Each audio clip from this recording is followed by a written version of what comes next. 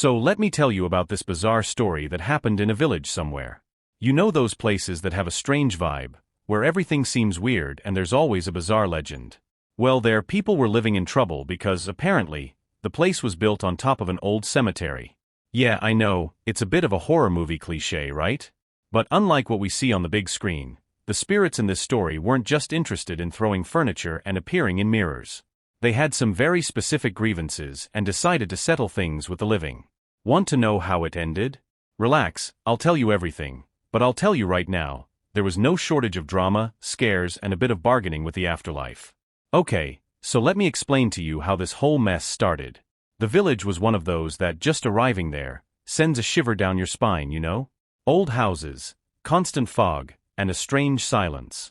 People were always suspicious, because things didn't make sense there. Doors that slammed out of nowhere, glasses that fell off the table when no one was around, and if that wasn't enough, electronic devices like to turn on at 3 in the morning. Just imagine, right? People staying up all night, afraid that even the microwave was conspiring against them. The icing on the cake is that the village was built on top of an old cemetery, of course, because people seem to love doing that. Who looks at a bunch of tombs and thinks, perfect place to build my little house? And of course, the ghosts buried there were not at all happy about this invasion. And look, it wasn't a good guy ghost, the kind that only appears every now and then to give you a slight scare. These guys were hardcore. It seemed like they had a to-do list, just to torment the living. The people of the village, already out of patience and without a decent night's sleep for months, began to suspect that these supernatural phenomena were not just a coincidence. There were people who said they saw shadows, heard voices, and on a more hardcore level, even felt that chill in the back like, there's someone here, but I don't want to look. The truth is that everyone was on edge, but no one knew what to do, because you can't just knock on the door of the afterlife and ask the ghosts to take it easy, right? Or will it? So, after a lot of scares and sleepless nights, the people of the village decided that they needed to resolve this issue with the ghosts once and for all. And then, of course, there's always that mystical figure from the city, right? In this case, the local medium was Dona Gertrude's. He thinks of a lady with curled hair and more rings than fingers, swearing that she has been talking to spirits since she was a child. No one was sure if she was really a medium or just an excellent storyteller, but in times of desperation, whatever came was worth it. The guys arranged a big séance to try to exchange an idea with the ghosts. And it wasn't just any day, okay? They chose Friday the 13th, because if you're going to mess with supernatural things, it has to be done with style. Everyone gathered in the oldest house in the village, the one that was already haunted by nature, as if that were part of the charm. It was like an event, with people bringing candles, rosaries, a strong cup of coffee. Why does a ghost like a cup of coffee, right? And even some snacks, because haunting or not, no one can do without a snack. The session began with tension in the air. Dona Gertrude's lit the candles, closed her eyes and began to say some prayers and say some things that no one understood very well, but seemed important. Everyone in the circle, holding hands, was terrified that the spirit of the deceased neighbor would appear and start complaining about the messy yard. Suddenly, the room got cold, and the little candle in the corner started to flicker. At that moment, some people wanted to run away, but Dona Gertrude's, firm and strong, told them to calm down, they're coming. And then came the big surprise. When the ghosts finally showed up, instead of growling and doing those typical horror movie things, they started to complain about the afterlife. Seriously.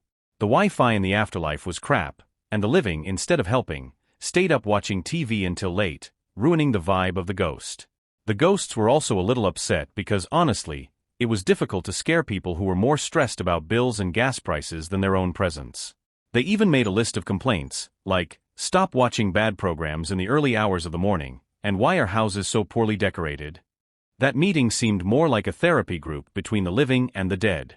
Ghost complaining, resident trying to justify, and Dona Gertrude's in the middle, trying to maintain order. You'll see. And then, after a long and lively conversation, which seemed more like a condominium meeting from beyond the grave, the spirits and residents reached an agreement.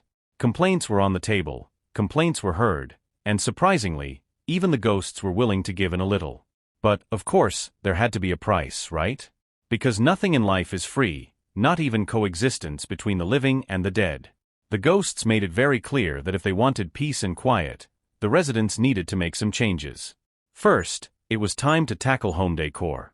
Nothing much, some pretty paintings, a potted plant here and there, and who knows, an altar in honor of the village's former residents. After all, the spirits didn't want to wander around a place that looked more like a hospital waiting room.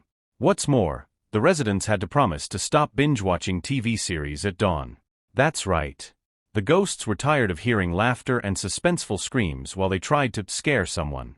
If you don't take a break from watching TV, we'll start making noise during your breakfast time, the spirits threatened. And let's face it, no one wanted to risk missing breakfast because of an annoying spirit. In turn, the residents promised that they would find a way to renovate the local cemetery. A square, a park, maybe even a food truck serving food from the afterlife. The ghosts wanted a nice place to rest in peace and, who knows, receive some affection from time to time. Since they were going to stay there, what better place than a dignified environment, right? With everything settled, the crowd made a toast, from afar of course, to avoid any supernatural incident, and the night ended with laughter. The ghost said goodbye, not before promising to appear from time to time, but now just to chat and give some advice on decoration and entertainment. After all, they also wanted to be part of the community, but without causing an uproar. Since that day, the village has become a much more peaceful place. The doors stopped slamming on their own, the coffee cups returned to their place, and every now and then someone swore they saw a shadow sneaking around the corner, but now it was just a memory, not a threat. And so, everyone continued their lives, now, a little more haunted, but definitely at peace. Life went on, but with the certainty that sometimes a good dialogue and a little retirement is needed so that everyone can coexist, whether alive or dead. So that's today's video. I hope you liked it. See you in the next story.